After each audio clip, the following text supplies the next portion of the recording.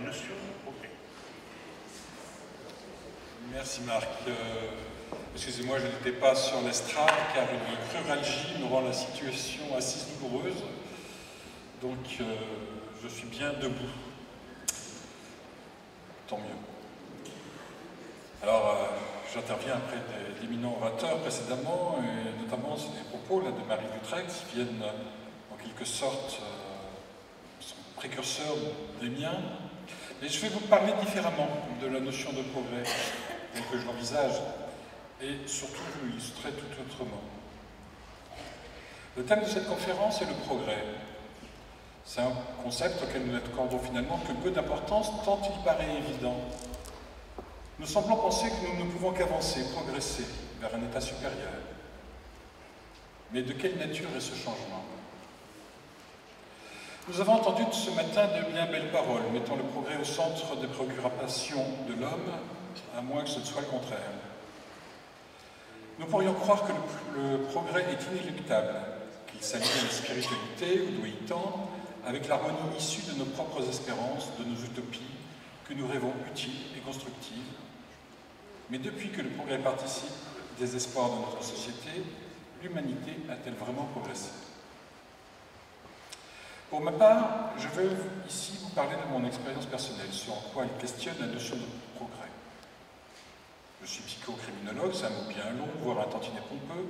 Il signifie avant tout que je suis psychologue clinicien en l'occurrence, et cette particularité est utile ici. Ma fonction principale, je ne parlerai pas de toutes mes fonctions parallèles et accessoires, même si elles me passionnent tout autant, donc, ma fonction est d'assister les enquêteurs de la police judiciaire dans la résolution des affaires criminelles touchant les individus. Pour cette pratique professionnelle, j'utilise donc les sciences humaines, au premier rang d'entre elles, la psychologie, pour répondre à des interrogations où pourtant seules des preuves objectives doivent être prises en compte pour l'inculpation ou le jugement de personnes ayant commis des crimes sur lesquels je me penche avec mes collègues policiers. Cette expérience est celle qui me permettra d'illustrer mon propos. Mais avant ça, je veux revenir sur la notion de progrès telle que nous la comprenons tous de façon commune. Il serait devenu un lieu commun que de penser que la société est constamment en train de progresser pour le bénéfice de tous, mais de ceux qui ont les moyens d'en bénéficier en premier. Nous avons hérité de la philosophie des Lumières cette conviction que l'espèce humaine marche d'un pas ferme et sûr dans la route de la vérité, de la vertu et du bonheur, comme nous l'a dit Condorcet, ce qui a déjà été dit ici. Mais avec les nouvelles donnes économiques et techniques, le XIXe siècle nous donne une image du progrès assimilé au confort des individus dans une société stable. L'ordre pour base, le progrès pour but, nous disait Auguste Comte. Ce positivisme est encore dans l'esprit et même dans les rêves de beaucoup d'entre nous. Ne pensons-nous pas que notre vie ne peut que s'améliorer grâce au progrès technique et scientifique? Nous sommes bien loin de l'idéal de progrès social porté par la Révolution française et des philosophes sociaux, voire socialistes du siècle suivant. Au XIXe siècle, les travaux et réflexions de Claude Bernard, comme ceux d'Auguste Comte sur la science et le positivisme, rencontrèrent le désir d'amélioration des conditions de vie et l'ouverture d'un nouvel imaginaire où rien ne devenait plus inaccessible. Il suffisait d'attendre que la science et les techniques le mettent au point. Cette rencontre, pour prometteuse qu'elle était, réduisait cependant fortement l'imaginaire et les capacités de symbolisation de l'esprit humain à ses développements techniques. Le progrès a alors été compris comme la lutte contre l'état naturel de l'être humain, afin de lui apporter une puissance de construction comme de destruction, capable d'alimenter tous ses fantasmes de toute puissance. C'était également l'intuition que ces mêmes techniques pouvaient également repousser l'idée de cette mort inéluctable qui hante l'esprit humain depuis l'origine des temps. La science pouvait repousser l'angoisse de mort. Il est vrai que notre espérance de vie a environ doublé en moins de 2 siècles. Mais cette angoisse s'est-elle vraiment réduite? Ou l'illusion de pouvoir lutter contre la mort, ne serait-ce qu'un instant de plus, n'a-t-elle pas encore amplifié nos craintes et nos peurs, jusqu'à consacrer un temps et une énergie à ce combat, réduisant tout autant notre qualité de vie? Le progrès scientifique est ainsi devenu une croyance, voire une religion. Tout est devenu plus possible ou le deviendra grâce à la toute-puissance de l'homme acquise par la science. Or, le progrès, y compris le progrès scientifique, n'est pas uniquement le résultat des sciences expérimentales. Les sciences humaines enrichirent le raisonnement intellectuel de l'homme depuis l'Antiquité. Philosophie et mathématiques étaient étroitement liées, la spiritualité également. Je vous renvoie à l'histoire finalement récente d'Hypatie, qui a été également citée ce matin, femme mathématicienne et philosophe au IVe siècle de notre ère, qui dirigea l'école néoplatonicienne d'Alexandrie et qui fut massacrée pour avoir été une figure publique inacceptable pour les chrétiens de l'époque. Elle réunissait les connaissances de l'époque en sciences mathématiques, physiques, astronomiques, philosophiques et religieuses, dans la tradition des penseurs issus de la tradition grecque. Dans un article d'octobre 1991, Claude Lévi-Strauss déniait avec une certaine verdeur le statut de science aux sciences humaines, celle que l'on qualifie de sciences molles, par opposition aux sciences expérimentales dites dures, que sont les mathématiques et la physique en tête. Je cite. Les sciences humaines se heurtent à une limite infranchissable, car les réalités qu'elles aspirent à connaître sont de même ordre de complexité que les moyens intellectuels qu'elles mettent en œuvre. De ce fait, elles sont et seront toujours incapables de maîtriser leur objet. Commençons par relativiser ce concept de science dure. Depuis la physique quantique et l'introduction de la probabilité dans les calculs physiques, la reproduction de l'expérience, qui était le critère absolu du statut scientifique depuis Claude Bernard, était alors mise à mal durablement. La biologie et la médecine de façon générale ont toujours eu un statut particulier. Les aléas des éléments constitutifs de la vie ne devaient pas mettre à mal la place de biologistes et médecins dans le concert des hommes de science. Or, pour toutes ces sciences, dures comme molles, le cerveau humain est insuffisant à lui seul pour cerner les problématiques propres à chacune d'entre elles. C'est pour cela que les sciences propres à l'étude de leur objet sont créées et développées, et avec elles les outils qui leur sont spécifiques.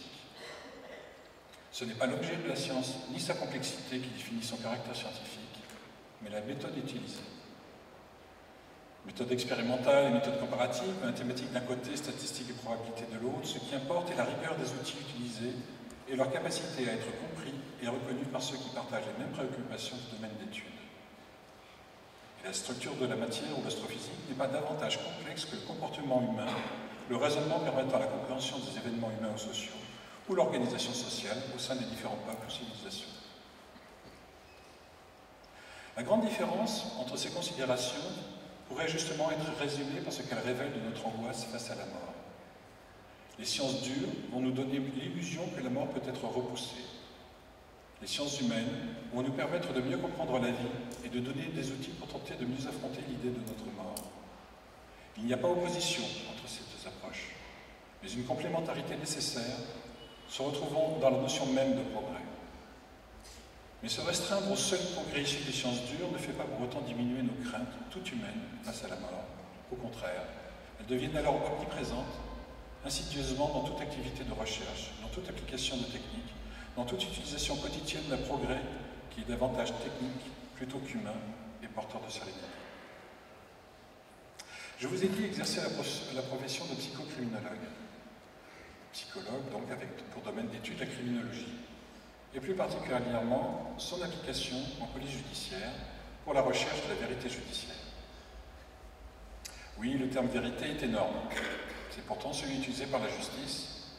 Lorsqu'un juge me nomme par ordonnance pour commettre, c'est le terme, une expertise judiciaire, outre les questions précises pour répondre à ces questionnements spécifiques à l'affaire criminelle traitée, il demande également de faire toute observation utile à la manifestation de la vérité. Or, cette vérité est d'abord issue d'un travail d'enquête de la police judiciaire auquel je participe. L'enquête criminelle est une science humaine, elle n'est pas une science expérimentale. L'enquête criminelle est dite rétroductive, elle reconstruit ce qui s'est déjà passé. Cette démarche passe par plusieurs approches de raisonnement afin de résoudre les énigmes qui sont les affaires criminelles. L'investigation criminelle est devenue un objet d'intérêt par tout un chacun, et ceci depuis l'avènement de la littérature policière de la moitié du XIXe siècle. Edgar Allan Poe, puis encore davantage Arthur Conan Doyle, ont initié la science de la connaissance de la personnalité de l'auteur de crimes à partir de leurs traces, ce que Edmond Locard ensuite établit dans la constitution des bases de ce qui devenait le début de la police scientifique. Ainsi, des services de police ont eu l'idée de faire appel à des psychiatres, psychanalystes ou psychologues pour les aider à résoudre des enquêtes criminelles. Ce fut le cas du psychiatre James Brussel qui, en 1956, définit un portrait du Mad Bomber qui a commis des attentats pendant plus de 16 ans aux États-Unis et qui a ainsi facilité l'arrestation de leur auteur, George Metesky. La psychiatrie et la psychologie légale se sont développées au cours des années pour passer du constat des conséquences des agressions sur les victimes à la compréhension des motivations des auteurs, l'approche de leur personnalité, l'analyse d'une dangerosité criminologique dépassant les habituels critères purement pathologiques de la dangerosité psychiatrique. Ces matières scientifiques n'ont fait que suivre l'imaginaire collectif qui s'est développé notamment grâce aux films et séries policières télévisées où la psychologie devenait l'outil parfois magique permettant de lutter contre le mal et de neutraliser les criminels. La psychocriminologie était née avant même que d'exister. Cette matière ne résout jamais les enquêtes à elle seule, mais elle contribue à les résoudre plus vite. C'est un instrument placé aux mains des enquêteurs afin de leur donner davantage d'efficacité. Elle permet de trouver des éléments de compréhension des motivations des différents acteurs de la scène criminelle, et aussi d'écarter ceux dont la personnalité ne correspond pas aux dynamiques psychologiques établies.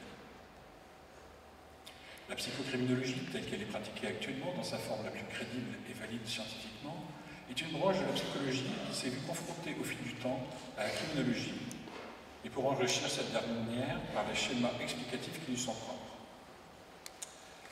L'expertise judiciaire, avec la psychologie légale, en a constitué les fondements qui ont pu ensuite s'appliquer à reconstituer les éléments humains participant à un fait criminel.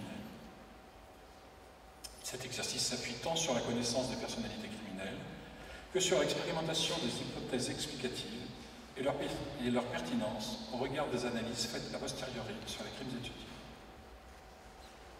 L'objectif est d'arriver à la résolution des enquêtes criminelles. La méthode de recherche systématique de toutes les informations pouvant conduire à des pistes est particulièrement coûteuse en énergie et en personnel de police dévolu à cette tâche. Elle procède par un inventaire systématique de toutes les éventualités, tous les possibles, tel un algorithme. Cependant, les officiers de police judiciaire ont besoin de résultats rapides et ils utilisent leurs compétences, acquises par leur expérience, afin d'avoir des réflexes professionnels d'analyse des situations. C'est ainsi qu'un raisonnement analogique s'établit, avant toute démarche hypothético-déductive ultérieure. Par exemple, les meurtres sont commis environ à 80% par des proches de la victime. Tout policier le sait. Ce sont donc les proches qui feront l'objet d'un premier examen approfondi, ne serait-ce que pour éliminer cette piste le plus vite possible.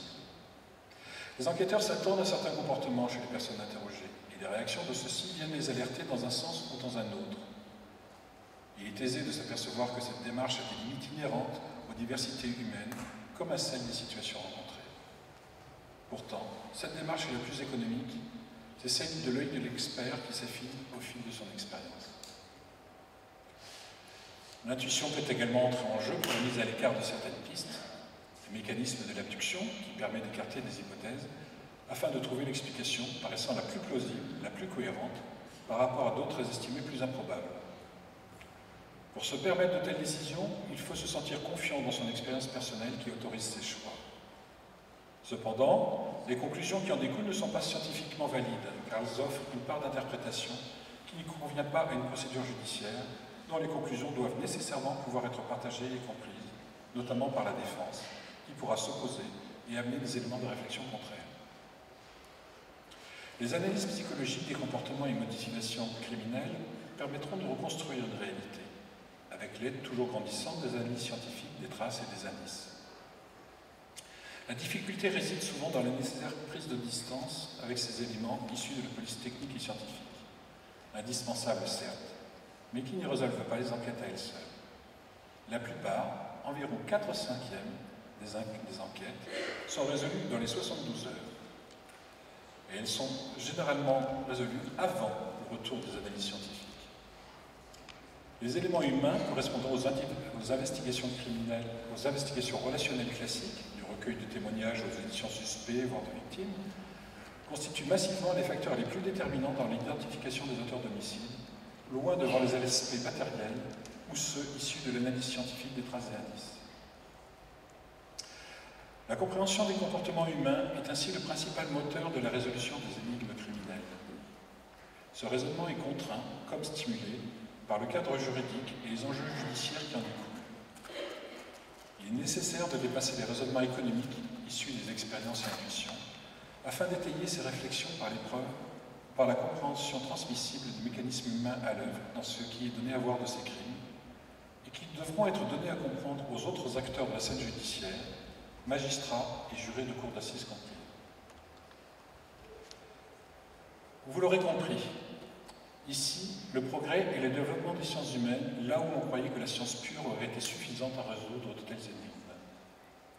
C'est rassurant, selon ma conception de l'implication de l'homme dans la maîtrise de son devenir, mais c'est un retournement relativement récent du choix des outils. Il ne s'agit donc pas de privilégier les sciences entre elles, qu'elles soient molles ou dures, mais d'utiliser l'une à l'aune de l'éclairage apporté par l'autre. L'utilisation d'éléments purement scientifiques est totalement inutile si l'on ne leur donne pas un sens, une signification dans l'économie psychologique et sociale au sein desquelles elle s'inscrit. En même temps, l'analyse psychologique notamment a besoin d'être assurée par la rigueur de la méthodologie employée pour y parvenir. Cette démarche participe à l'amélioration de nos compétences. Elle est liée, en ce qui concerne mon activité et l'illustration que je vous ai proposée ici, à la psychologie, science des plus humaines par essence. Et la théorie psychologique est plus explicative de la dynamique humaine, en action dans nos comportements, y compris criminels, et la psychanalyse. Cette théorie, c'est une théorie, est issue d'un biologiste, Sigmund Freud, ce qui se ressent d'ailleurs dans sa philosophie générale et explicative des structures de personnalité et des mécanismes de causalité pouvant y être associés, toujours en relation avec la nature humaine et sa physiologie. Pour n'évoquer que les débuts de cette théorie, l'introduction de la compréhension des processus inconscients et des mécanismes de défense de nos motivations à agir, ce fut un progrès dont nous trouvons dans la psychocriminologie une des applications. Le progrès vient des remises en question que nous croyons être nos connaissances. Galilée, Darwin, Freud ou Einstein participent de ces révolutions intellectuelles au-delà de la frilosité habituelle de nos communautés savantes, comme de la nôtre propre. Progrès et technicité ne vont pas nécessairement de pair. Non, le vrai progrès passe par deux principes fondamentaux, le respect de l'homme et des valeurs qui fondent nos sociétés d'un côté, la nécessaire remise en question de nos dogmes et certitudes de l'autre, afin que tout progrès soit réellement enraciné dans notre histoire, comme dans notre propre évolution individuelle comme sociale. La morale de l'histoire est la place nécessaire de l'humain et de la compréhension de ses mécanismes dans les problèmes de notre époque. Science dure, science molle, peu importe, ce qui nous motive ici, les discours des uns et des autres en témoignent, et ce qui peut utilement participer à un progrès utile à l'homme, en dehors des illusions que nous tentons de construire pour juguler nos peurs fondamentales.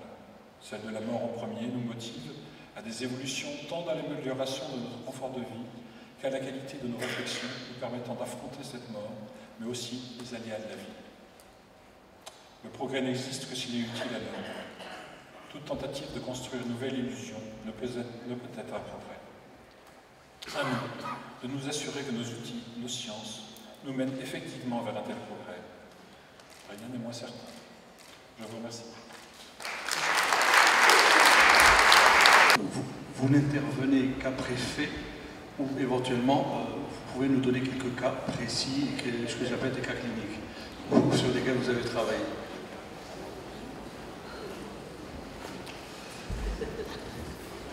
Dans ce qui est affaire criminelle, on a du mal à intervenir avant la commission des faits.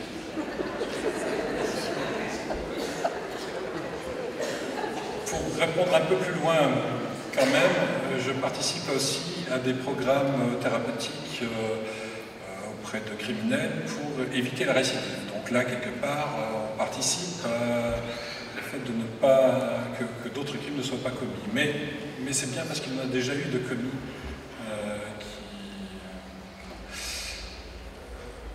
La question, où situez-vous précisément dans votre question le commencement de l'intervention? Parce qu'il est évident que ça ne peut pas être avant la commission, si ce n'est par des actes de prévention.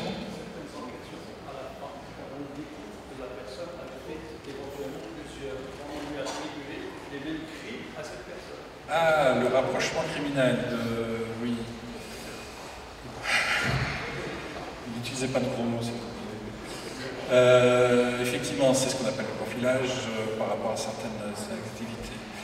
Vous savez, dans tout acte, quel qu'il soit, y compris un crime, est représentatif de la façon dont l'individu s'est représenté ce qu'il allait faire. Donc tout acte, et c'est ce que disait Locard d'ailleurs dans les traces de façon générale, pas que psychologique, mais aussi scientifique, sur la scène de crime, tout acte est représentatif de celui qui commet l'acte.